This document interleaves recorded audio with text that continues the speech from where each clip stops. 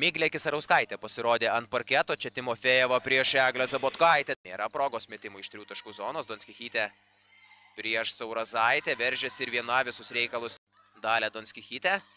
Ir 9-5, vėlgi 4 taškų pranašumas, bet jos metimas netikslus. Miknaitė, 5 sekundės iki atakai skirto laiko pabaigos ir 6 taškų Vilniaus Kibirkšties persvara, čia geras įmetimas arčiau krepšio Livijai Sakevičiūtei. Fejevai apmaudžiai nepavyksta priimti kamuolio arčiau krepšio, čia 3 prieš 1.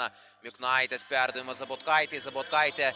Tolimesnės distancijos pati nesiryžo, Šulskė vagia kamuolį iš Bukauskaitės. Viena pabėgusi pelno 2 taškus. Šulskė visoje lygoje yra antra pagal išprovokuotas pražangas, vidutiniškai po 4,3, minant tritaškio liniją, netikslus, Donskichytė gražiai suranda Morgan Pulins, 16 sekundžių Panevėžiečio atakai ir vėl nesėkmingai išsimestas kamuolys, Dalia Donskichytė be pasipriešinimo. 10 sekundžių iki atakai skirto laiko pabaigos, 2 prieš 2, geras perdavimas Urtei Bukauskaitei.